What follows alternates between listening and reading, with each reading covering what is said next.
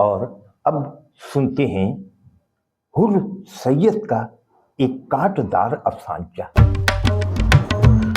مختصر ہوتے ہوئے بھی بہت اثردار ہے۔ تو آئیے سنتے ہیں بازی۔ اذان ہو رہی ہے، رک جاؤ۔ اذان ختم ہوتے ہی سب نے بسم اللہ پڑھی اور ماسٹر بولا، راجو پچھلا حساب کلیئر کرو تب بازی لگانا، اس سے پہلے نہیں۔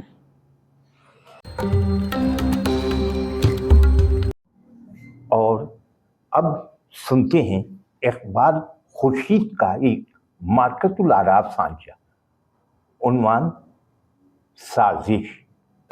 ملک کے خلاف سازش ہو رہی ہے۔ 50 سال پہلے جب میرے دادا نے یہ جملہ سنا تو خود سے کہا، شاید اسی وجہ سے گاؤں میں اسکول نہیں۔ ملک کے خلاف سازش ہو رہی ہے۔ 25 سال پہلے جب میرے والد نے یہ جملہ سنا تو خود سے کہا، شاید اسی وجہ سے قصبے میں اسپتال نہیں ہے۔ ملک کے خلاف سازش ہو رہی ہے۔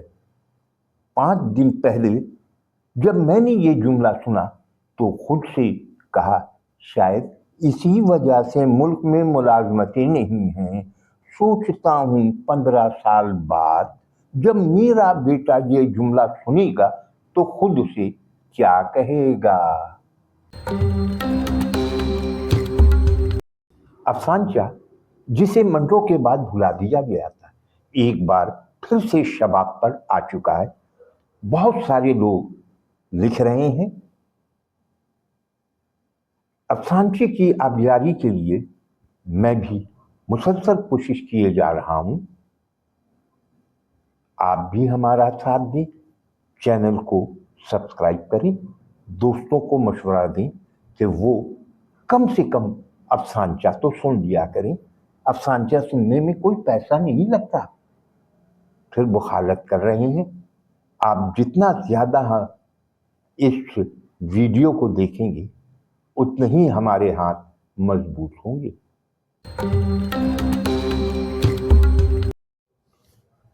اور اب ناہید گل کا افسانچہ سنتے ہیں، عنوان ہے جہنم۔ شکر ہے میں اس جہنم سے ہمیشہ کے لیے جا رہا ہوں۔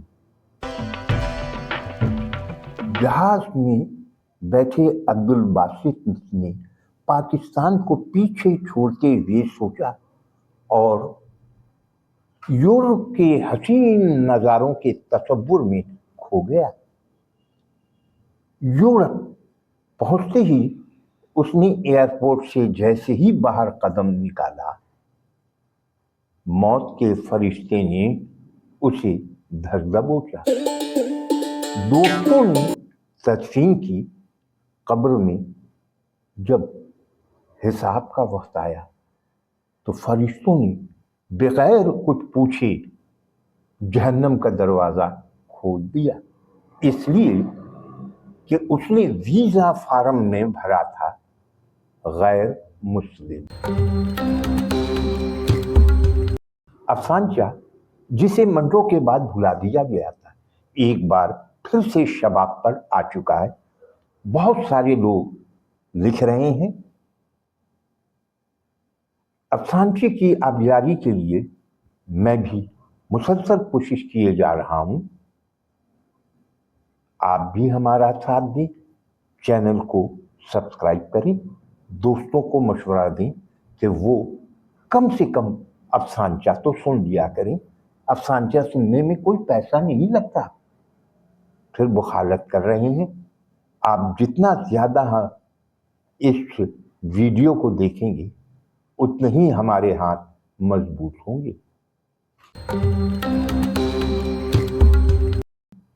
اور اب میں اپنی ہی ایک منی کہانی سنا رہا ہوں۔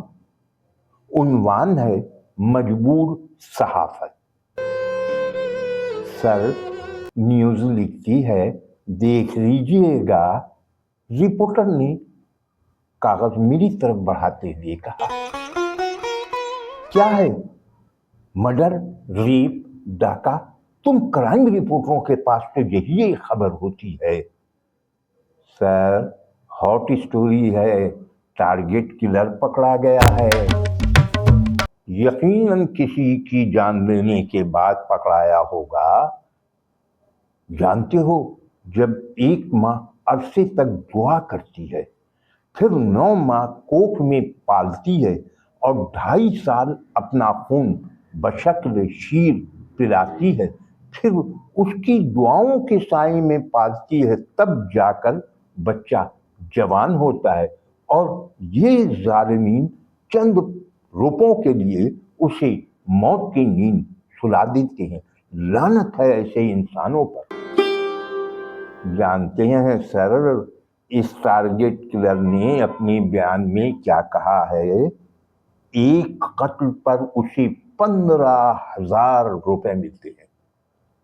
यानी एक इंसान की जान की कीमत, एक माँ की दुआओं की कीमत, एक बाप के जद्दोजहद की कीमत सिर्फ 15,000। अरे हम जैसे लोगों को तुम लोग पागल कहते हो, सुरखा कहकर चिढ़ाते हो, मजाक उड़ाते हो। सोचो, 15,000। उसने नाम बताया किस किस का उसने कत्ल किया? जी सर, उसने बताया कि 4 ANP, 2 PP, 4 मुत्तहदा, 1 हकीकी, 4 सुन्नी, 3 शिया, 8 नामालूम राहगीर को उसने निशाना बनाया। यानी 26 पाकिस्तानी मार दिए। उनमें कई इंजीनियर, डॉक्टर, IT एक्सपर्ट भी होंगे। पाकिस्तान को तरक्की की राह से हटाने का सबसे आसान तरीका यही तो है कि कारामद अफराद को रास्ते से हटाकर उनकी जगह कुंद जहन जानवरों जैसे जाहिल अफराद को सामने लाया जाए। अभी उसकी बात खत्म ही नहीं हुई थी कि चपरासी ने आकर कहा, आपको चीफ ने बुलाया है। जैसे ही वो चीफ के कमरे में दाखिल हुआ, चीफ एडिटर गरजा, ये आपने कल के अदारिये में क्या लिख दिया?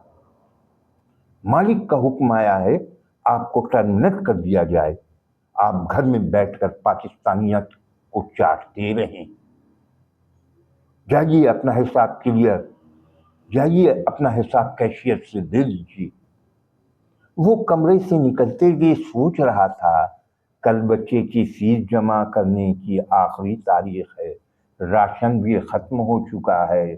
क्या मैं अजब खान की ऑफर कबूल कर लूं? उसके दोस्त के येलो जर्नलिज्म वाले अखबार को ज्वाइन कर लूं? सब्सक्राइब करने के लिए लाल बटन दबा दें और हाँ, सब्सक्राइब करने के बाद घंटी का बटन दबाकर ALL यानी ऑल पर क्लिक जरूर करें। तो आइए।